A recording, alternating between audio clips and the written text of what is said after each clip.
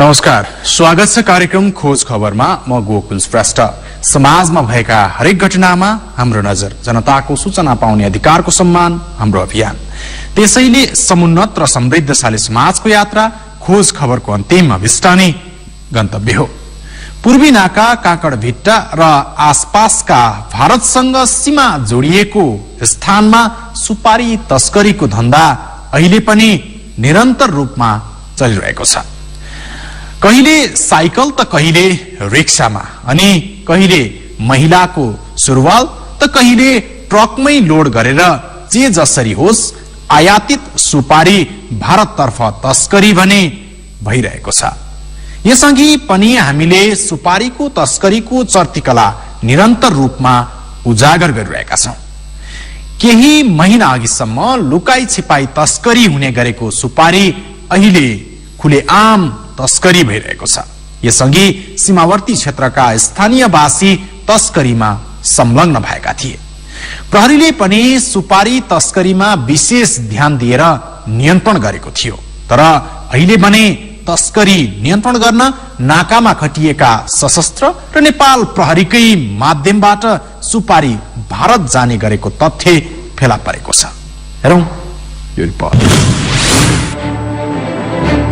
तस्करी नियन्त्रणकै लागि नाकामा सुरक्षाकर्मी खटिएका छन्। तर हेर्नुस् त यो दृश्य।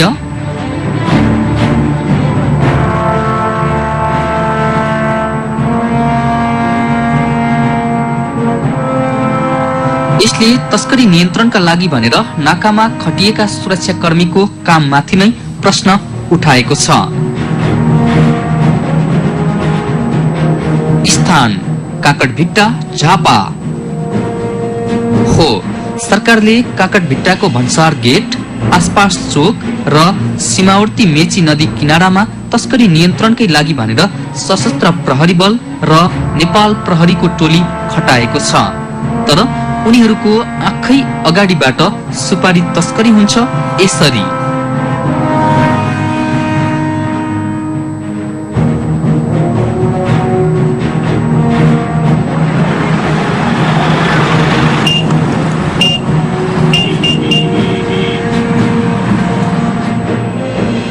कसरी हुन्छ त सेटिङमा सुपारी तस्करी? स्रोतका अनुसार भन्सार नाकामा चेक पोइन्ट खडा गरेर बसेका प्रहरीले तस्करलाई नजिकैको घुम्तीमा पैसा जम्मा गर्न लगाउने गर्छन्। भन्सार गेटमै रहेको पान पसलमा पैसा जम्मा गरेपछि सुपारी लैजान प्रहरीले सिग्नल दिएपछि रिक्सामा फल्स बटम बनाएर राखेको सुपारी सीमा कट्ने गरेको छ। यसरी घुम्तीमा पैसा जम्मा गरेपछि एक पटकमा 8 देखि 10 वटासम्म रिक्सामा रहेको सुपारी सीमा पार गर्छ।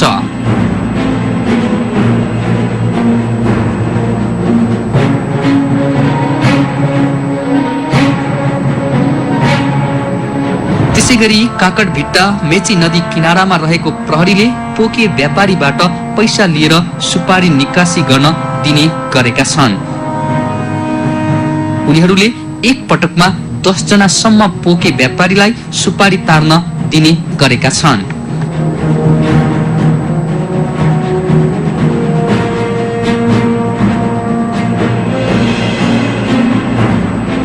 ड्युटी गर्न बगरतिर गएका सशस्त्र र जनपदका जवानले तस्करसँग लाइन मिलाउँदै सीमा पार गराइरहेका छन्। साँठगाँठमा सुपारी तस्करी हुन्छ भन्ने कुरा हामीले गोप्य रूपमा खिचेको यो दृश्यले पनि पुष्टि गर्छ।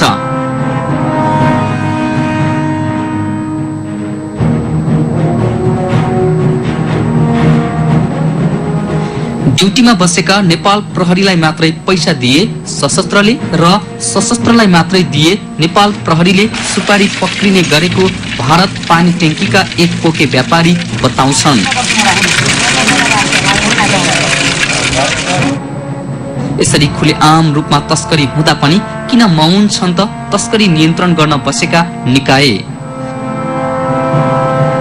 हामीले प्रहरी अधिकारीसँग जिज्ञासा राख्यौं। तर यो विषयमा जिल्लाका कुनै पनि उच्च पदस्थ सुरक्षा अधिकारीहरू मुख खोल्न चाहँदैनन्। उनीहरू भन्छन् सुपारीको विषयमा कुरै नगरौं। सुपारीको विषयमा अब यहाँबाट खास मैले अहिलेसम्म भेटेको छैन। यो एक ठाउँ त्यति हो मैले आएपछि भेटेको 2 महिना अवधिमा, नभए यताबाट सुपारी जाँदैन।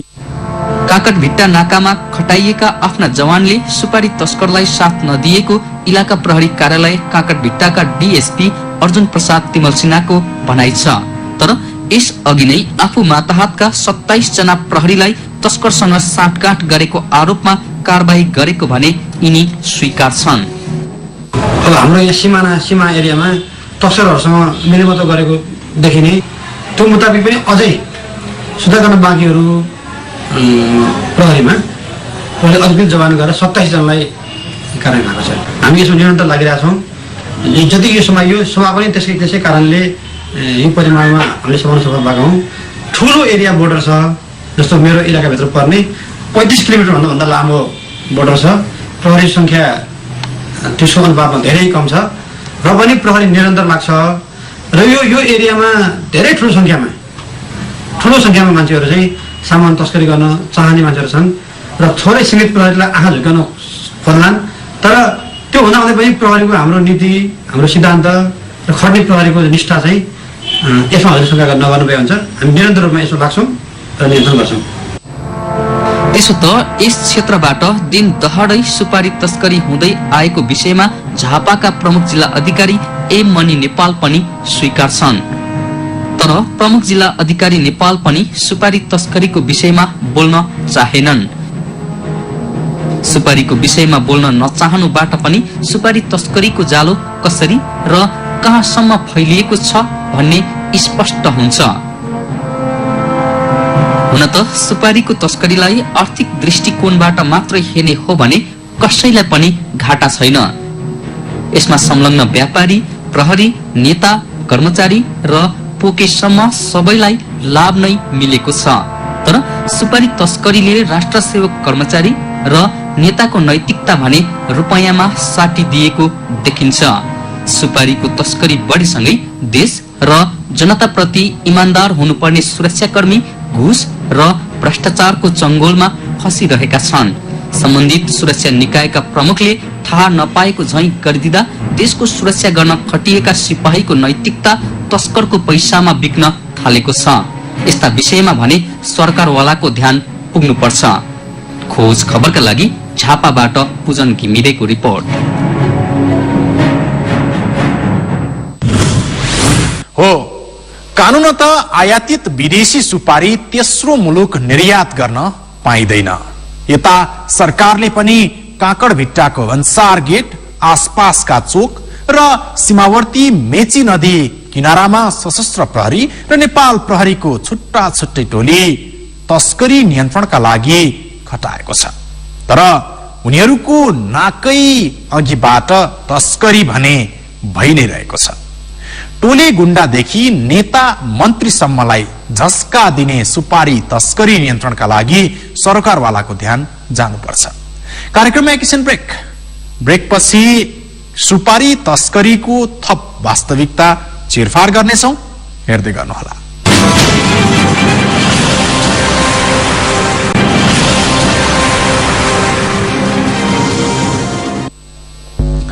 ब्रेकपछि स्वागत छ। कार्यक्रम हो खोज खबर। प्रहरीले जति नै कडाई गरेको दावी गरे पनि भारतीय सीमा क्षेत्रमा तस्करी रोकिएको छैन। जडीबुटी, सुपारी लगायत विभिन्न सामानहरूको तस्करी अहिले पनि कायमै छ। सीमानाका गाउँहरूमा तस्करहरूले विभिन्न अवैध सामान भण्डारण गरी भारततर्फ पठाउने अनि नेपालतर्फ भित्र्याउने कार्य निरन्तर भइरहेको छ। प्रहरीले बेला बखत तस्करीको सुपारी नियन्त्रणमा लिन्छ र भरिया पक्राउ गर्छ। यतिमै मक्ख छ ऊ। तर पछिल्लो समय सुपारी तस्करीले अस्वाभाविक रूपमा चर्चा बटुल्दै आएको छ। के छ त सुपारी तस्करीको वास्तविकता? हेरौं रिपोर्ट।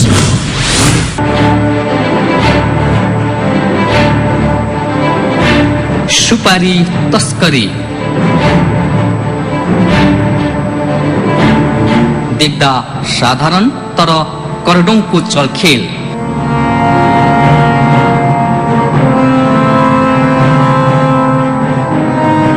टोले गुण्डादेखि नेतासम्मको तालमेल। अघिदेखि नै सुपारी तस्करीले निकै चर्चा बटुलेको छ। अहिले पनि प्रहरीले निरन्तर रूपमा तस्करीको सुपारी बरामद गर्दै आएको छ।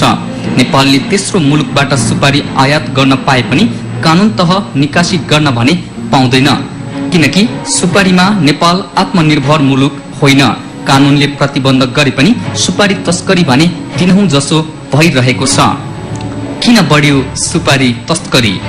नेपालमै उत्पादन हुने सुपारी कृषिजन्य सामग्रीका रूपमा न्यूनतम करमा भारत निकासी हुन्छ। भारतमा सिधै अन्य देशबाट आयात गर्दा चर्को कर लाग्ने हुनाले तस्करहरूले नेपाल हुँदै तेस्रो देशको सुपारी भारत पठाउँछन्। अर्कातिर नेपालमा सुपारी प्रति किलो 80 देखि 100 रुपैयाँसम्म खरिद बिक्री हुन्छ। त्यही सुपारी भारतीय बजारमा 140 देखि 160 रुपैयाँसम्म खरिद बिक्री हुन्छ। यसले गर्दा पनि सुपारी तस्करी मौलाएको छ। को छन् संलग्न? नेपाली फार्मलाई प्रयोग गरी भारतीय तस्करहरूकै लगानीमा विदेशबाट सुपारी ल्याइने स्रोतको दाबी छ।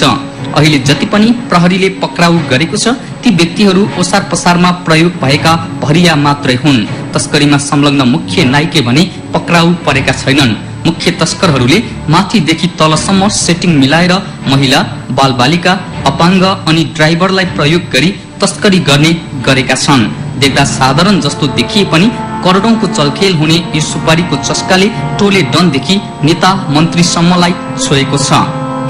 कसरी हुन्छ तस्करी? तस्करीमा संगठित समूहले तस्करीका लागि यहाँका स्थानीयवासीलाई नै प्रयोग गर्ने गरेको बुझिएको छ। तस्करहरूले सीमित पैसा दिएर स्थानीयको गोरु गाडा, साइकल र मोटरसाइकलमा राखेर सामान भित्र्याउँछन्। यसरी भित्र्याइएका सामान सीमा क्षेत्रको नजिकै रहेका गाउँमा भण्डारण गरी राखिन्छ र रातारात अन्यत्र पुर्याइन्छ। यस्ता अवैध कारोबारीले साइकल र रिक्सामा राखेर ओसार्ने गर्छन्। अझ ग्रामीण क्षेत्रमा त तस्करले भरिया प्रयोग गरेर पोकामा समेत सामान ल्याउने गरेको बुझिएको छ। 1 किलो 2 किलो गर्दै भरियाहरूले दिनभरि सामान ओसार्ने गरेका छन्।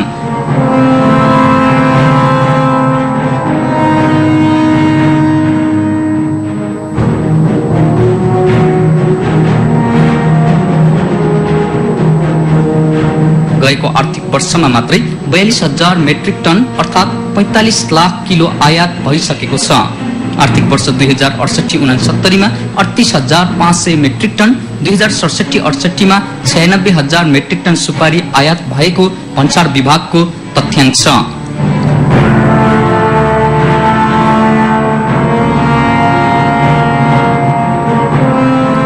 यसलाई हेर्दा नेपालमा आयात हुने सुपारीको परिमाण अस्वाभाविक मानिएको छ। नेपालको माग भन्दा बढी सुपारी आयात भइरहेको छ।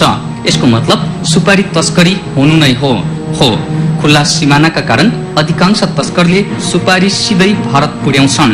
मलेसिया, सिङ्गापुर, इन्डोनेसिया लगायत मुलुकबाट आयात हुने सुपारी सस्तो र गुणस्तरीय हुने भएकाले तेस्रो मुलुकबाट आयात गर्ने र नेपालको बाटो हुँदै भारत पुर्याउने अवैध व्यापार नेपालमा वर्षौंदेखि चल्दै आएको छ। ब्युरो रिपोर्ट, खोज खबर। अवैध कारोबार नियन्त्रणका लागि सीमामा सशस्त्र प्रहरी र नेपाल प्रहरी तैनात छन्। तर दुवै निकाय आफ्नै कार्यालय अगाडिबाट दैनिक लाखौं मूल्यका अवैध सामान भित्रिँदा पनि चुपचाप छन्।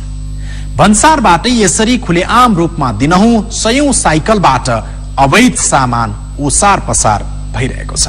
तर पनि नियन्त्रण गर्न बसेका निकायहरू मुख दर्शक छन्। कानून विपरीत काम गर्ने अधिकार कसैलाई छैन। त्यसैले जोसुकै होस् त्यो कानूनी दायरामा आउनै पर्छ।